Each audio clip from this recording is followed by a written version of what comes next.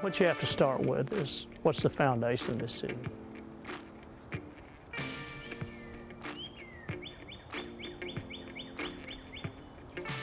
We got great trails, we got great schools, and everything. You've got the University of Arkansas.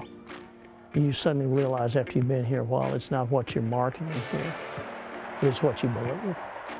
And what's great about this city is that we believe in one another. And it's community, building community, and it's everybody helping everybody else. And I believe in an open door.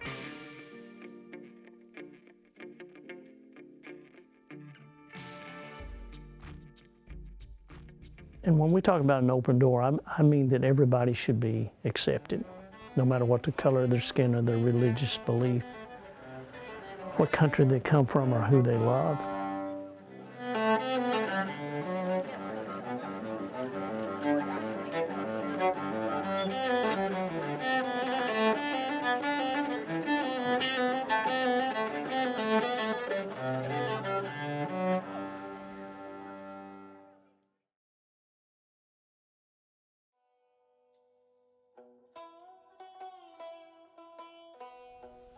People have to realize that homeless people are citizens too, and they should be helped in the community like everybody else. If we truly believe that everybody's accepted, then we have to help homeless folks like we help everybody else.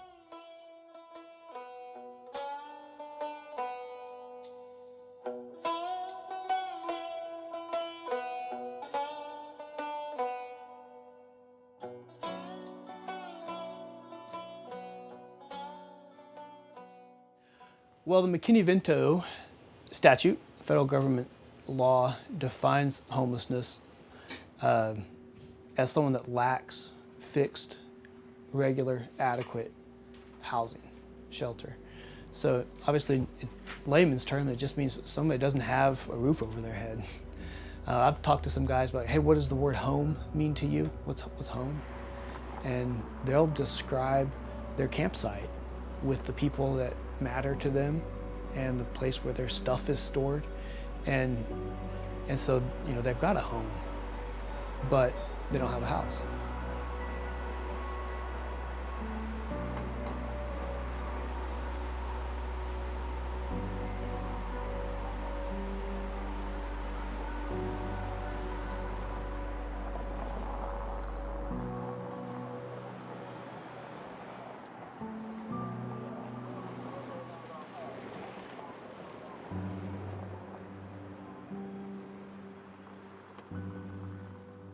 In past, if you ever thought of a homeless individual, you think of the old man sleeping in a box on the side of the road.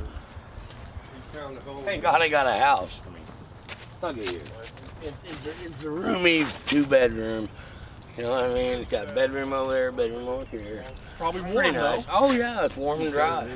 Yeah, I really am proud of my home. When I moved here, you had the same type of individuals. They were in their 50s and 60s. Now, it's not uncommon to see juveniles and teenagers in their 20s living in the woods. I believe there's a growth due to the fact that the information has gotten out to many individuals about the compassion that Fayetteville offers. And when people hear about this passion, they want to come and experience it. And with that, when you have our churches also providing support to those that are without homes, I think that word gets around and people would like to come here, and even if they come from within or outside the state, they find that the support is here. One time, any wooded area, a lot of the wooded areas, there was usually someone in the woods camping there, but since Fayetteville has cleaned out, they've cleared out all the underbrush, the majority live on 19th Street now, 19th and School. That is where we have a homeless camp in the wooded area out there, and it's also near Seven Hills Day Center. And of course, this is all university property. Possibly driving a silver Honda Accord, Arkansas. And this is the part that's kind of concerning when you see children's toys out here. You know, we've had kids out here before, but this just makes me wonder if we got some more kids out here that we'll have to speak with.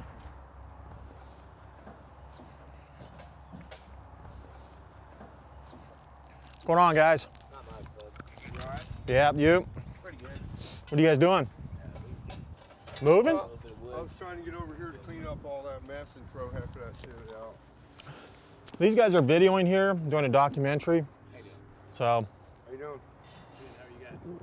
weren't you living over here? You were trying to, weren't you? Yeah, she got a bigger tent. That one was too small. So where are you moving at now? Oh, you're over there? Is that your nice bed over there? Yeah, I just got that. You know anybody who wants it?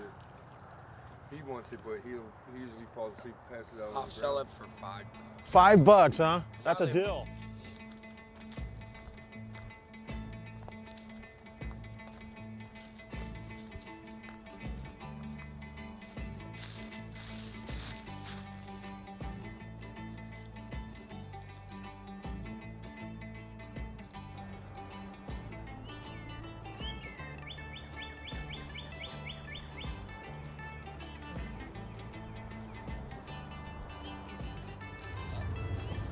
This is Kim Blanchette. I'm Shane. Hi. Nice to meet you. Nice to meet you. We've known Kim for a while. She's helped us with some investigations out here, and I don't know how long you been out here.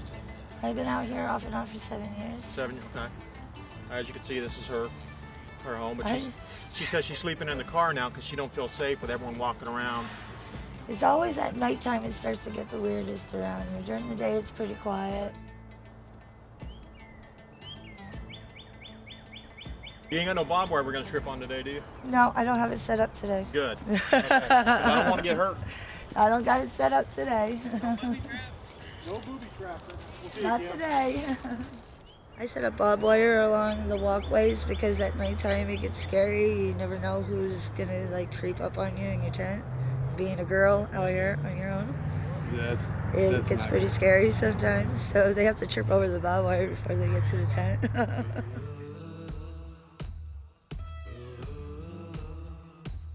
I like to come out and talk to them and get to know them. Sometimes they want to talk, sometimes they don't. But yeah, you want to come out and let them know that you're not out here doing force on them, and you know, we do want to help them.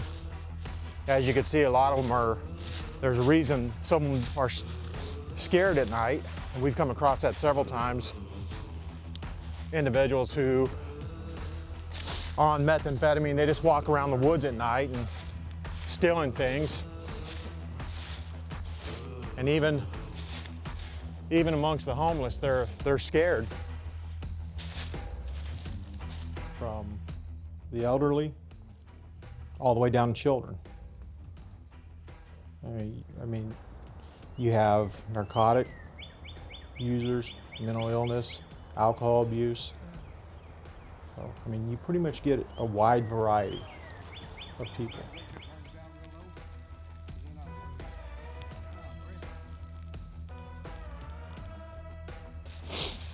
It was a couple. Erica's actually Eric. He's transgender. He's going through the process at this time. And they moved out here. They had some family issues. Family wouldn't accept them, so they moved out here. Anybody home? Erica. They're not home.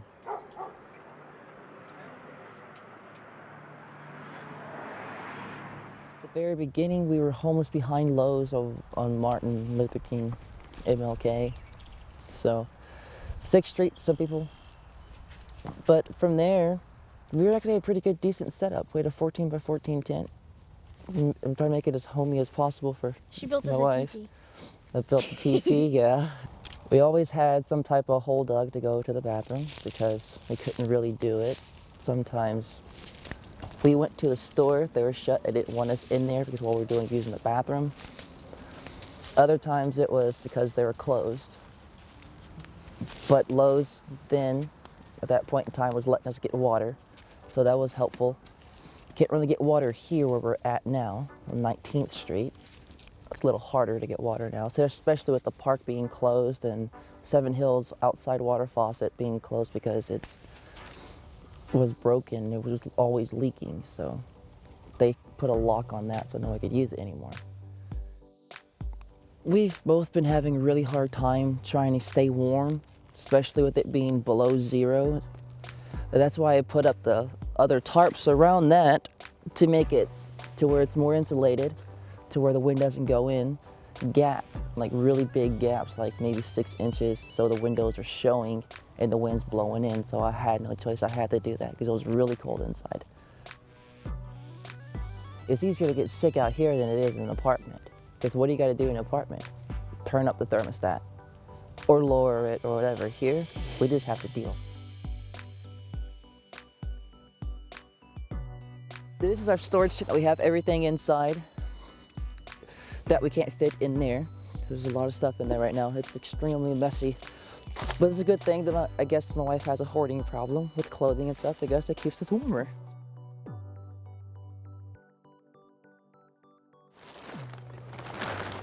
It's a shower tent. Some stuff has been coming out of the tent, so it's not a bigger deal. There's an ice chest in there. It's a shower tent for when it's ever warmer in there and all that. Some more bottles that came out. I usually try to put some of them, the newer ones, right there.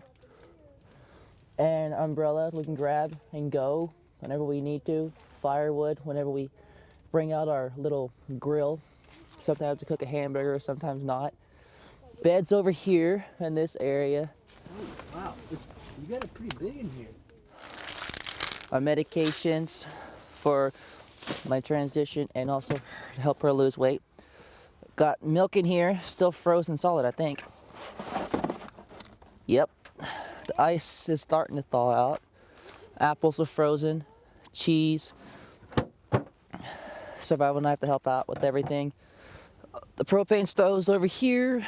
Hemis, bigger cages over there. We put burritos underneath these at night. This one and this one. That's close to her wheelchair. Sometimes we like to jam. Big old speaker. But our food's all good and everything, so that's it. Seven Hills also has these programs that will help the homeless get into a place. It's kind of like HUD housing, only they go through Seven Hills.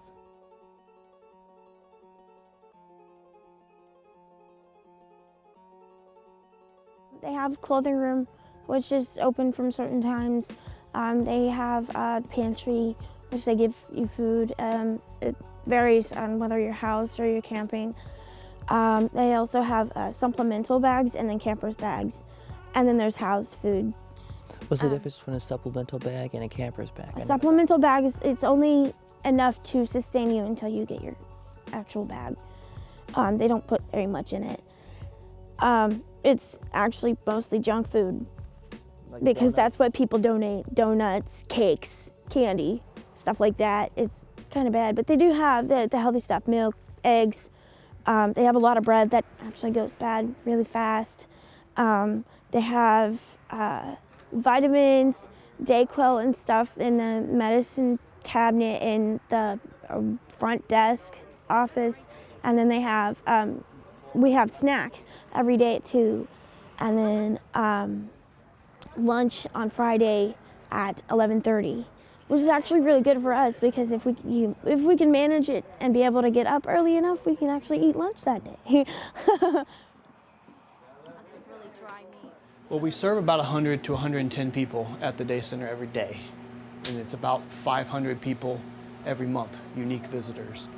And boy, I'm in and out all day long. So yeah, I probably see a good half of those 100 people every day at the day center.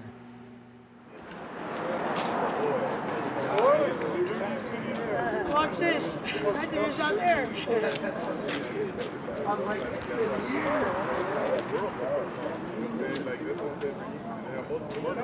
Yeah.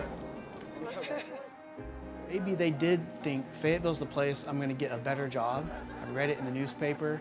They've got tons of jobs and there's a future there, that's for me. They get here, the job works out or it falls through, or maybe they get the job but the cost of living is higher than they thought it was gonna be.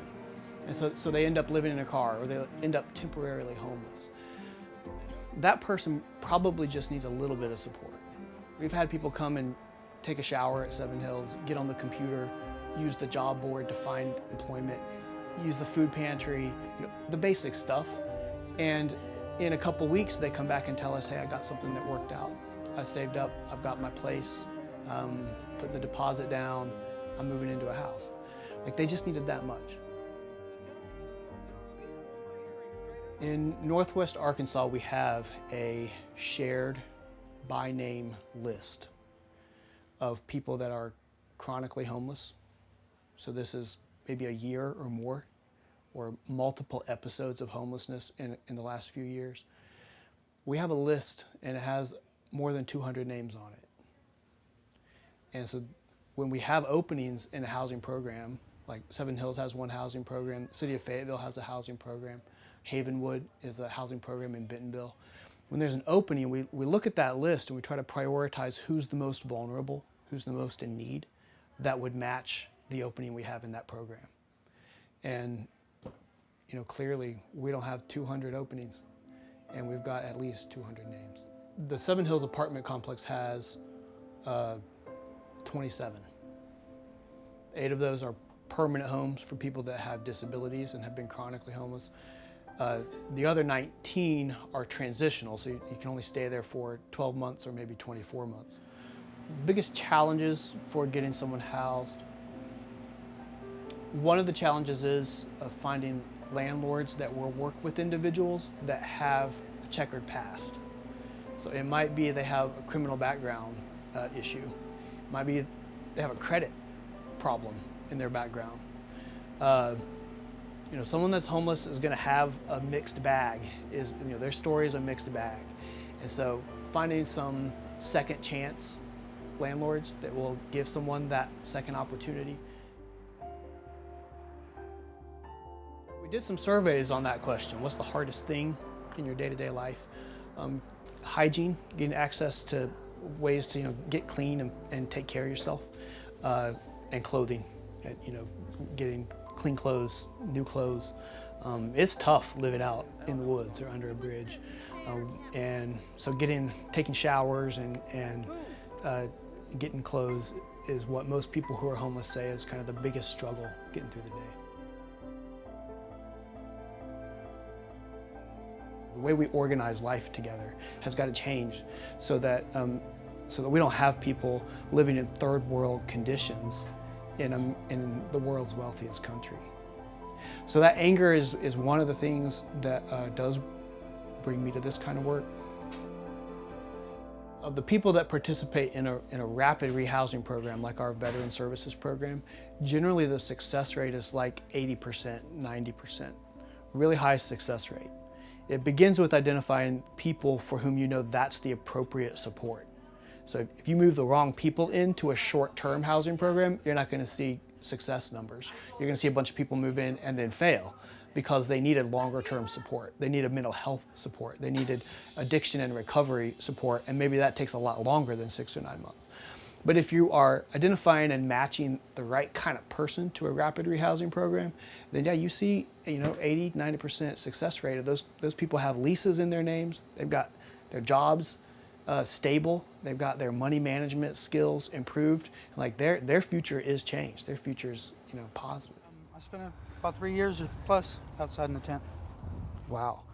And so moving into Seven Hills, I know it was a major transition.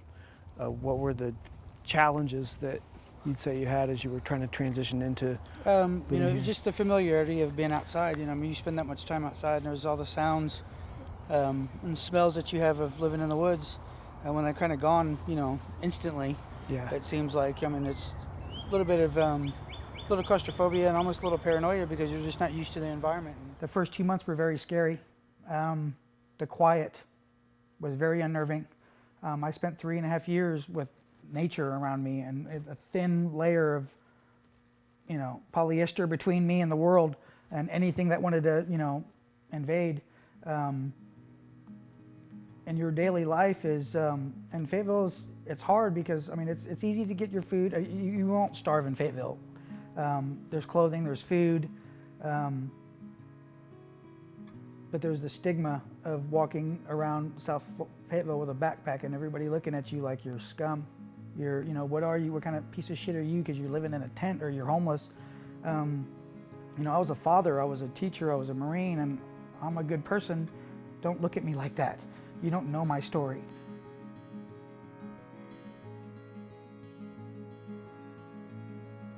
To this day, I'm not on my feet. Yes, I'm clean. Yes, I have, some income.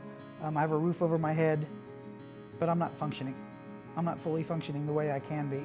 And a lot of that is my mental health is not up to par to the point where I can feel comfortable enough with taking that step and putting all this behind me.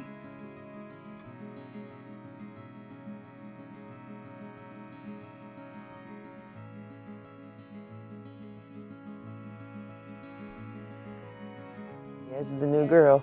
New girl? Yep, it's the girl. Hi, sweetie. The girl passes out forever, and then a new one takes the role for a little bit. Never takes the place, just always takes the role. Honestly, the last 3 days, we have not been getting very much sleep. How can you exactly when you get an apartment being homeless for almost a whole, no, it was a whole year. Over a year and a half. We left around in April, no, March. So it was before April.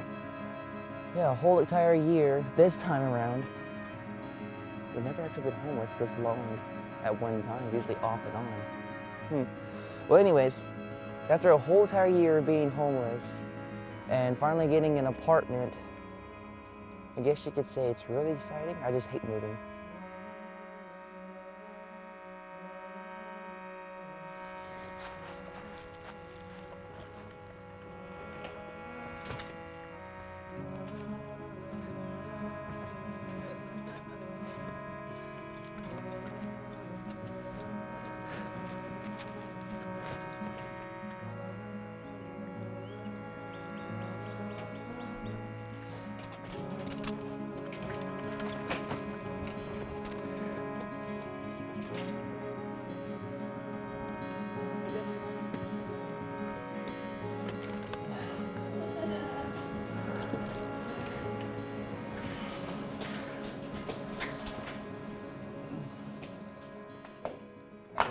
Tell me where we're at. The apartment, the new apartment, one we just got yesterday. Chestnut 2, $400, even, for 540 square feet. I think that hope is that magical ingredient in someone that keeps them engaged, that keeps them able to put up with the tough stuff. And being homeless is really tough. Being able to put up with the disrespect that they feel they experience sometimes on a day-to-day basis. Put up with the hard work it takes to change something. If you're living in the woods and you're going to try to move into a house, there's 100 steps in between point A and point B. If you're trying to change something as important as a substance use addiction that you have, and you know that's the thing in the way of me having a better future, you can't just wake up tomorrow and have the willpower to get over that. Like, you have to have something deep within you that says, like, I believe this can happen. Like, I see some positive light at the end of the tunnel. So that's, I think hope is that like magical ingredient, and you can help cultivate it in someone. Like, remind them of the good things, remind them of things they can take credit for. You know, remember what things were like 3 months ago, and look what you did. Like, take credit for that, and the next 3 months can look different if you do A, B, and C. So kind of help nudging people forward. That's what I think hope is. And like we were saying, that everyone that works at Seven Hills, I hope that we view ourselves as ambassadors of hope, to be able to keep that alive in people's life and let them know that tomorrow could be better.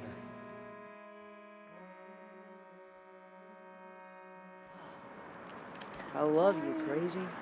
I really do.